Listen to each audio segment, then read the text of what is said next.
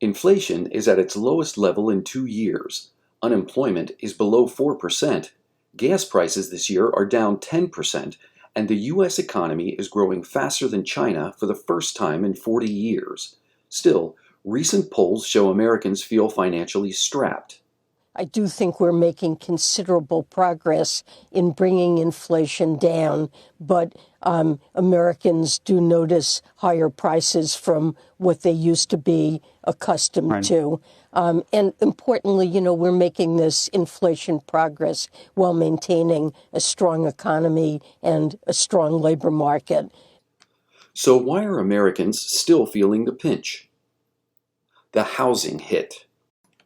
Economists say housing has not come down with inflation, so people have less to spend on food and other household items. Housing is largely at the mercy of the Fed, which controls interest rates. The last few years, the Fed has been concerned about inflation. To fight it, they've raised interest rates, and that's had a significant impact on home buyers.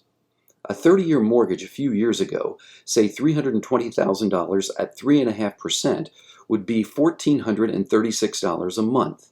That same loan at 7% raises payments to $2,128 a month. Add a lack of housing inventory, and you begin to see the problem.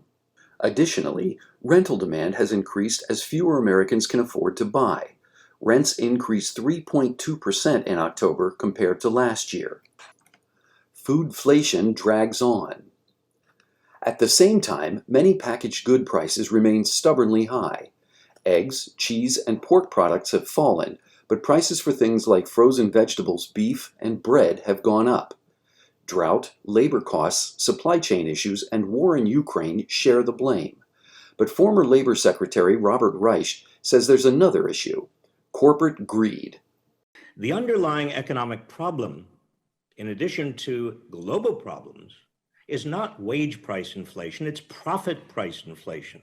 That is, corporations raising their prices above increases in their costs, using those cost increases as excuses to raise their prices and profits. Reich says consolidation has led to a lack of competition, which helps control prices. For example, 4 major chicken processors now control more than half the market. Price fixing in the egg industry seems to have been an issue for some time. To that end, Kellogg and Kraft just won a major antitrust suit against 2 of the country's biggest egg producers. The lawsuit dates back to 2011. And Pennsylvania Senator Bob Casey just published a report on the price gouging issue. He alleges food prices for the average Keystoner were up more than $3,500 in 2022 due to corporate profiteering. So what can be done to fight inflation? In July, the Biden administration launched a program to address the housing shortage. The Housing Supply Action Plan does 3 things. It reduces barriers to building, like land use and zoning rules. It provides financing for affordable, energy-efficient housing. And it promotes commercial to residential conversion opportunities. On the food side, Biden committed to lower fertilizer prices for farmers and moved to increase competition in the meatpacking industry.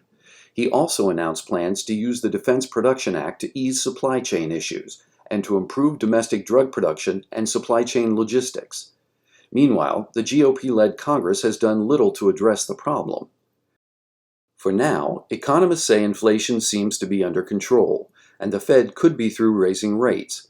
As prices continue to ease, that should be good news for the U.S. economy, and for President Biden as well next November.